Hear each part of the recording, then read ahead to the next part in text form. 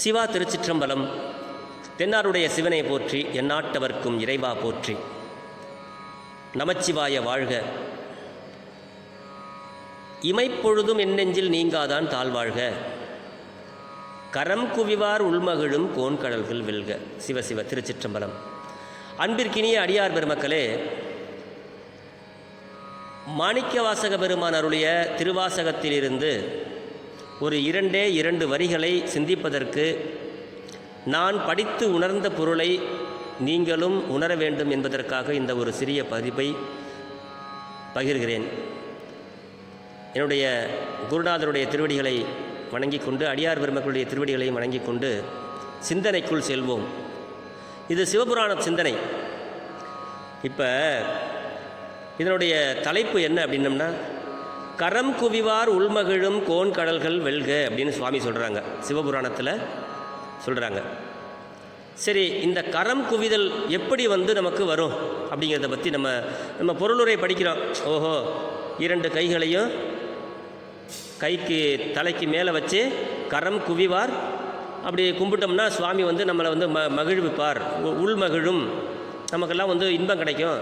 அப்படிப்பட்ட சிவபெருமானுடைய அந்த திருவடிகள் வாழ்க அப்படிங்கிறது நம்ம பொருளுரையாக மேலோட்டமாக படிச்சுட்டு போவோம். ஆனால் அதனுடைய உட்பொருள் என்ன அப்படிங்கிறத ஆழ்ந்த சிந்தனையோடு நம்ம சிந்தித்தோம்னா அதனுடைய பொருள் கிடைக்கும்.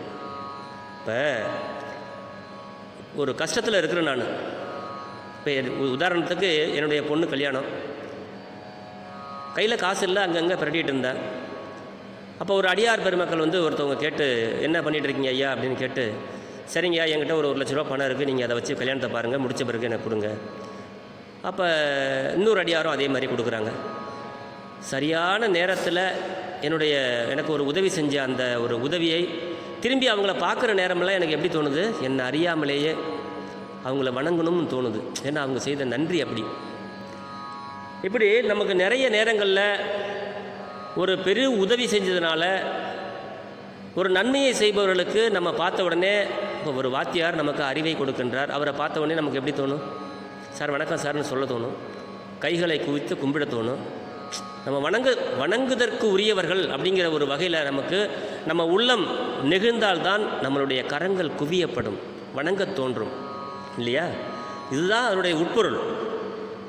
கைகூப்பி வணங்குபவர்களுக்கு அவர்களுடைய உள்ளத்தே நினைந்து மகிழ்கின்ற என் இறைவனுடைய திருவடிகள் அதாவது கடல்கள் வெற்றி பெறுக அப்படின்னு மாணிக்கவாசக பெருமான் அதில் சொல்கிறாரு. நற்றுணையாவது நமச்சிவாயவே. மந்திர செய்யுள்களான 12 திருமுறைகளில் 8ஆம் திருமுறையாக விளங்குவது திருவாசகம். இந்த திருவாசகம் மணிவாசக பெருமான் அருளியது எல்லாருக்கும் தெரியும். அந்த திருவாசகத்தில் இடம்பெற்றிருப்பது தான் இந்த சிவபுராணத்தில் அந்த தலைப்பு. இப்போ சிவபுராணம் என்பது முன்னொரு காலத்தில் செத்துப்போனவங்க வீடு, அதாவது இறப்பு வீடுகளில் பாடப்பெறுவது அப்படின்னு ஒரு கான்செப்ட் இருந்துச்சு ஒன்று. அங்கே தான் இதை பாடுவாங்க அப்படின்னு. இதெல்லாம் ஒரு பித்தலாட்டக்காரர்கள் பிதற்றும் அறியாமை உடையவர்களுடைய சிறுமையை சம்பட்டியால் அடிப்பது போன்ற மணிவாசக பெருமான் இயம்பியுள்ள அரிய கருத்துக்களில் ஒன்று தான் கரம் குவிவார் உள்மகிழும் கோன் கடல்கள் வெல்க அப்படின்னு என்பது. நம் போன்ற உயிர்களுக்கு பெருமான் என்ன செய்கிறார் அப்படிங்கிறது தான் இப்போ நம்ம சிந்திக்கிறோம். நம் போன்ற உயிர்களுக்கு அளவிடதற்கு அரிய உதவிகளை பெருமான் செய்து வருகிறான். இதை நம்ம சைவ சித்தாந்தத்தில் போய் படித்தா தான் நமக்கு இது தெரியும். அதை பெருமான் நமக்கு அருளுகிறார். எது? நம் போன்ற உயிர்களுக்கு அளவிடதற்கு அரிய உதவிகளை பெருமான் செய்து வருகின்றான் என்னும் உண்மையை உணர்கின்ற உயிர்கள் உண்மையான நன்றி பெருக்கால் சிவபெருமானை அவனை கைகூப்பி தொழும். அப்படி தொழும்போது பெருமான் நம்மளுடைய உள்ளத்தில் மகிழ்ச்சியுடன் இருப்பதனை உணர இயலும் என்று மணிவாசக பெருமான் குறிப்பிடுகிறார். எப்படி? நன்றி பெருக்கால் சிவபெருமானை அவன் செய்கின்ற கருணையினாலே அவனை கைகூப்பி தொழும் அப்படி தொழும்போது பெருமான் நம்மளுடைய உள்ளத்தில் மகிழ்ச்சியுடன் இருப்பதனை உணர இயலும் என்று மணிவாசக பெருமான் குறிப்பிடுகிறார். நடப்பாற்றல் மலம் சிவம், வனப்பாற்றல் யாக்கை எனும் சொற்களின் முதல். இந்த முதல் எழுத்துக்களின் கூட்டே நமசிவாய என்னும் திரு ஐந்தெழுத்து மந்திரம். உயிர்கள் பட்டறிவினால் தூய அறிவு பெறும் வரையிலும் பெருமான் தன்னை மறைத்து உலகை உண்மை என்று காட்டும் உதவியை செய்கிறான். இந்த உலகம்தான் உண்மை, இதுதான் உண்மை, அதுதான் உண்மை, பணம் தான் உண்மை, சொந்தக்காரங்க தான் உண்மை, இதெல்லாம் அப்படி நம்ம தப்பாக நினைக்கிறோம். அதை முதல்ல உணர்த்துறான். இதெல்லாம் உண்மைன்னு நீ நம்புகிற, ஆனால் இதெல்லாம் பொய் அப்படிங்கிறத முதல்ல உணர்த்துறாரு. பொய் எது அப்படிங்கிறத அதுதான் சொல்கிறாரு. தூய அறிவு பெறும் வரையில் சிவபெருமான் தன்னை மறைத்து உலகை உண்மை என்று காட்டும் உதவியை உயிர்களுக்கு செய்கின்றான் முதலில். பின்பு உயிர்கள் தூய அறிவு பெற்ற பின்பு உலகை மறைத்து தன்னை காட்டுகின்றான் பெருமான். அப்படி தன்னை காட்டுகின்ற பேர் உதவியினை சிவபெருமான் செய்கின்றான். பெருமான் உயிர்களை பெருமான் உயிர்களை பற்றி இருக்கின்ற மலம் என்னும் அழுக்கினை போக்க தன்னுடைய அன்பினால் உயிர்களுக்கு தான் திரு அருளினை அளித்து உதவுகின்றான்.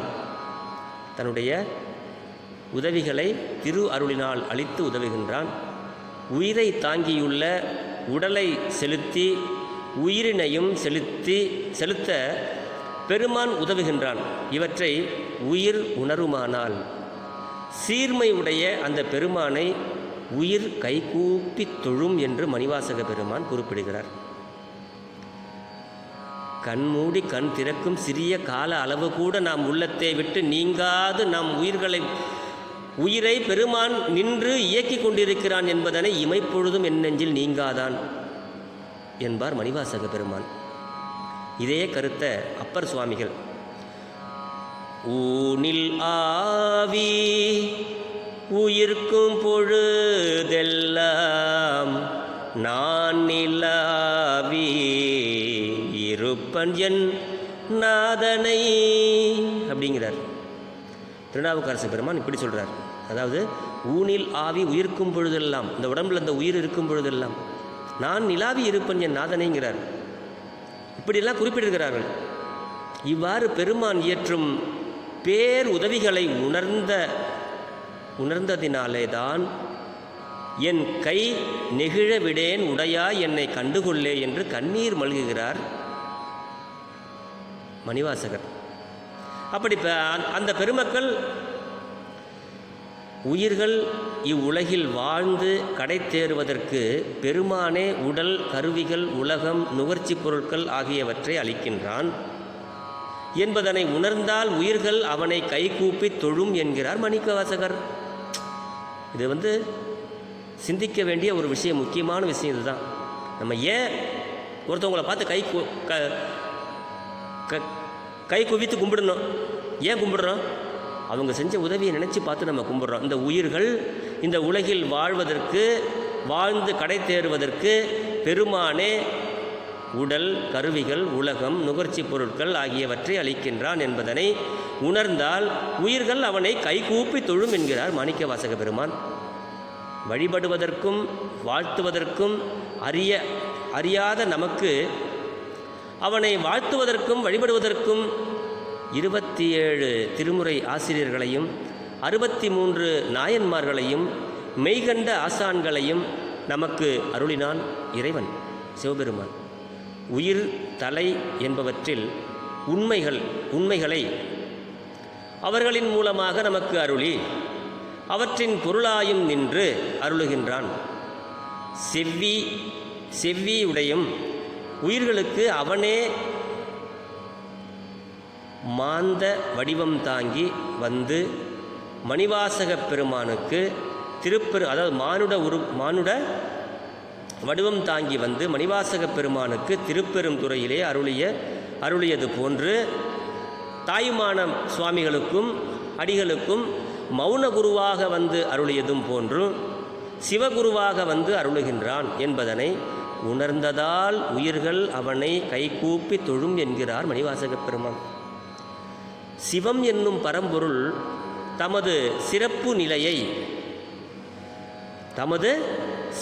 நிலையில் ஒன்றாகவும் தமது பொது நிலையில் அம்மை, பிள்ளையார், முருகன் என்று பல்வேறு வடிவங்களிலும் நமக்காக இறங்கி வருகின்றான் என்று உயிர்கள் உணர்ந்ததால் அவனை நன்றியினால் கைகுவித்து தொழும் என்கின்றார். விருப்பு வெறுப்பு மயக்கம் என்று உழன்று மன வேகத்தினை கட்டுப்பாட்டில் கொண்டுவர இயலாத நம் போன்றோருக்கு அந்த மனவேகத்தினை அடக்கி நம்மை தம் ஆளாக கொள்கின்ற பேர் உதவியினை பெருமானை செய்கின்றான் என்பதனை உணர்ந்ததால் உயிர்கள் அவனை கைகுவித்து தொழும் என்கிறார் மணிவாசக பெருமான். மனத்திலும் வாக்கிலும் காயத்திலும் செயல்கள் தொடர்ந்து நடைபெற்று அடுத்து பிறவிகளுக்கு வித்திடுவதனால் நாம் பிறவியை அறுக்க முடியாதவர்களாக ஆகின்றோம். பிறவி மீண்டும் வராதவாறு செய்கின்ற உதவியினை பெருமான் மட்டுமே செய்ய இயலும் என்று உணர்கின்ற உயிர்களின் பெருமானின் திருவருளுக்காக வேண்டி அவனின் திருவடிகளை எண்ணி கைகூப்பும் என்கிறார் மணிவாசக பெருமான் குறிப்பிடுகிறார். பெருமான் செய்கின்ற உதவிகளை எண்ணி எண்ணி எண்ணி உணர்ந்து நன்றியினால் கைகூப்பி வணங்குகின்றவர்களே அப்பெருமான் உள்ளத்திலே களித்து இருப்பதனை உணர்வார்கள் என்கிறார். இத்தனை நலத்தினையும் செய்யும் பெருமான் நன்றியினால் கைகூப்பி தொழுவோம் என்கிறார். இந்த கரம் குவிவார் உள்மகிழும் கோன்கடல்கள் வெல்க என்பதற்கு இவ்வளவு பொருட்கள் அதிலே அடங்கியிருக்கிறது. இதை ஒரு முறை கேட்காமல் 2 முறை கேட்டால் விளக்கமாக நமக்கு புரியும் என்று சொல்லி இந்த சிவபுராண சிந்தனையை நிறைவு செய்கிறேன். அடியார்க்கு அடியேன் சிவபாலா. அடியார் பெருமக்களது திருவடிகளையும் வணங்கிக் கொள்கிறேன். வாழ்க சீர் அடியாரெல்லாம். சிவா. திருச்சிற்றம்பலம்.